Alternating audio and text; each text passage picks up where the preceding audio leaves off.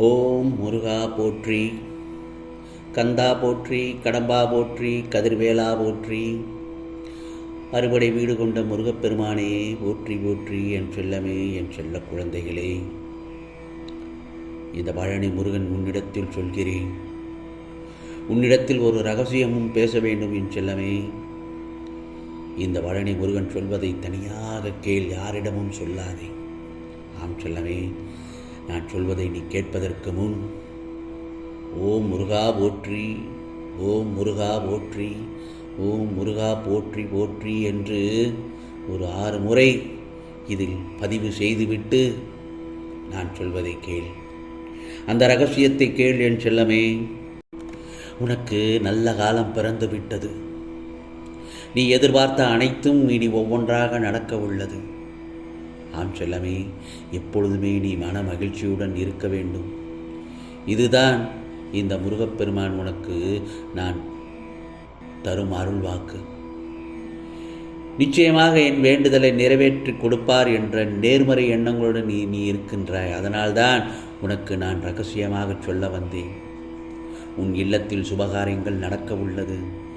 அதனால் நீ மன மகிழ்ச்சியோடு எப்பொழுது நேர்மறை எண்ணங்களோடு இருக்க வேண்டும். நீ வேண்டிய பிரார்த்தனைகள் எல்லாவற்றையும் வருகின்ற நல்லதொரு நாட்களிலே, இன்னும் சில நாட்களிலே உனக்கானதை நிச்சயமாக செய்து முடிப்பேன். அதை பெற்றுக்கொள்ள தயாராக இரு என் செல்லமே. என்னிடம் நீ வருந்தி கேட்ட ஒன்றை இன்னும் சில மாதத்திற்குள் உன் மடியில் தர நான் தயாராகிவிட்டேன். உனக்கான உயிர் உன் கைகளில் சேர காத்திருக்கிறது. நீ விரும்பியபடி உனக்கு தருகிறேன். இந்த வருடம், அதாவது இந்த மாரிடம் இறுதிக்குள் நீ உன் உயிருடன் என் ஆலயம் வந்து என்னை தரிசிக்கப் போகிறாய். உன் சந்தோஷத்தை காண இந்த பழனி முருகன் அவளோடு இருக்கிறேன். கலங்காதே. நிச்சயமாக உனக்கு எல்லாமே சாதகமாகவே அமையும் என் செல்லமே. ஆகவே உன்னை அறிய என்னை தவிர இங்கு யாருமே இல்லை. உன்னை முழுமையாக அறிந்தவன் நான் மட்டும்தானே.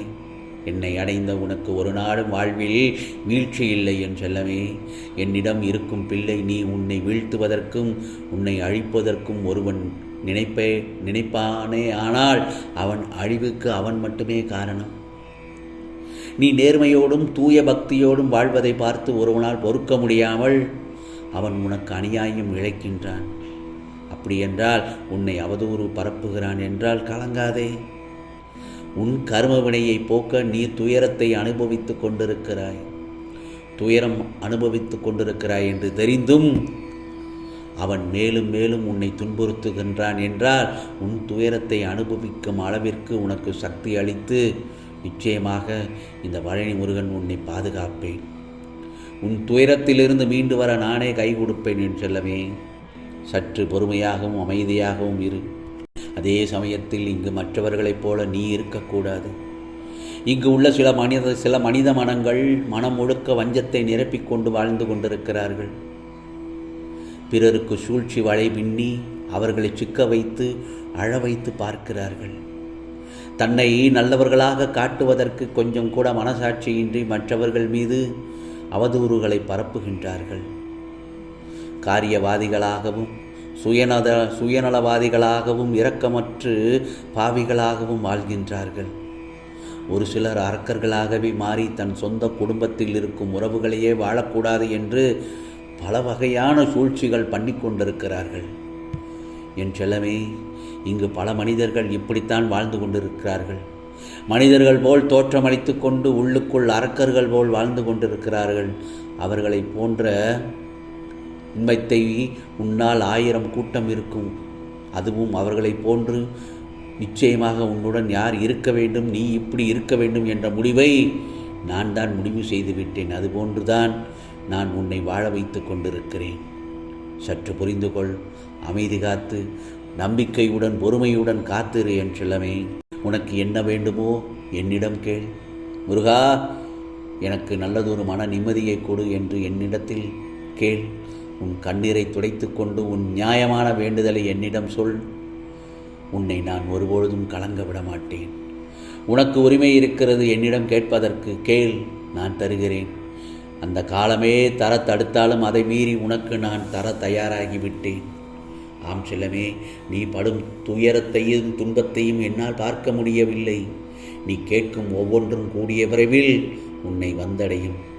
ஆம் செல்லமே, வஞ்சம், பேராசை, நல்ல குணங்கள், பொறாமை இது போன்ற மனிதர்கள் குடும்பத்தில் வந்து சேருகின்றனர். அவர்கள் செய்யும் மாய வேலைகள் ஒரு தாய் வயிற்றில் பிறக்கும் பிள்ளைகளை தனித்தனியாக பிரித்து சுகம் காணுவதில் சில குரோத குணம் உடையவர்கள் இன்னும் இருக்கின்றார்கள். ஆகவே அவர்களை பற்றியெல்லாம் நீ எதுவும் கவலைப்பட வேண்டாம். நீ உயிர் வாழும்போதே தன் பிள்ளைகள் படும் துயரத்தை தாங்க முடியாமல் துடிப்பவன் அவள் உடல் மட்டும்தான் அழிந்திருக்கும். ஆனால் அவன் ஆன்மா அனைத்தும் தன் பெற்ற குழந்தைகள் எங்கு துயரப்பட்டாலும் எங்கு பிரிவுபட்டாலும் அதை அவளால் தாங்க முடியாது. நிச்சயமாக உனது குடும்பத்தை ஒற்றுமையோடு இருக்க இந்த முருகப்பெருமான் அருள் பாலிப்பேன் என் செல்லமே. நீ எதிர்பார்த்தபடி வாழ்க்கை அமையப் போகிறது. நீ எந்த தவறும் வாழ்க்கையில் செய்யவில்லை என்பதை உனக்காக மீண்டும் தெளிவுபடுத்துகிறேன். நீ சந்திக்கும் நபர்கள் கர்ம வினையால் வருவார்கள், கர்ம வினைக்கு ஏற்ப இருப்பார்கள். திருமண உறவு, பெற்றோர் உறவு, இப்படி அனைத்து உறவுகளும் வினை தீர்த்து செல்வார்கள். நீ உன் சிந்தனையை என் மீது வைத்து செய்யும் செயல்களால் உனக்கு எந்த தோஷமும் வரப்போவதில்லை. நீ செய்த புண்ணியத்திற்கான பலனை அனுபவிக்க அந்த காலம் நெருங்கிவிட்டது. கிடைக்கும் வாய்ப்பில் மகிழ்ச்சியாக இரு என் செல்லமே.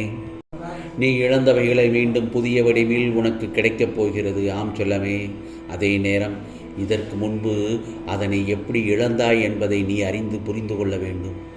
மீண்டும் அதே தவறுகளை செய்யாது இரு. ஒன்று இல்லாத போதுதான் அதன் அருமை தெரிகிறது. இருக்கும் பொழுது அதன் அருமை தெரிவதில்லை. இப்போது உன்னோடு இருப்பவைகளின் அருமையும் இனிமேல் உன்னிடம் வந்து சேரப்போவதின் அருமைகளையும் புரிந்து நடந்து கொள். கிடைக்கும் ஒவ்வொன்றின் அருமையையும் உணர்ந்து கொள். ஆம் செல்லமே, உன்னோடு இருக்கும் ஒவ்வொரு உறவுகளின் செயலையும் உணர்ந்து கொள். இனி உன் வாழ்வில் கிடைக்கப் பெறுவதை அனைத்தையும் பத்திரமாக பாதுகாத்துக்கொள்.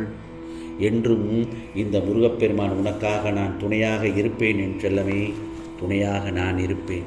இதோ நீ என்னிடம் வேண்டி நின்ற அனைத்தும் நிறைவேற்றி தரப்போகிறேன். சந்தோஷத்தை அனுபவிக்க தயாராக இரு, மகிழ்ச்சியோடு இரு.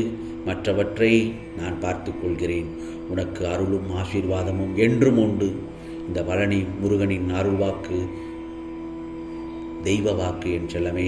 நம்பிக்கை, பொறுமை இது மட்டுமே உனக்கு தாரக மந்திரமாக இருக்க வேண்டும். நிச்சயமாக சத்தியமே ஜெயிக்கும். நீ நன்றாக இருப்பாய். ஆம் செல்லமே, நீ என் செல்லம்மே. ஆம், உனக்கானதெல்லாம் நிச்சயமாக நல்லது நடக்கும். நல்லது மட்டுமே நடக்கும். அதுவும் நன்மையாகவே இருக்கும். ஓம் சரவண பவ, ஓம் சரவண பவ, ஓம் சரவண பவ.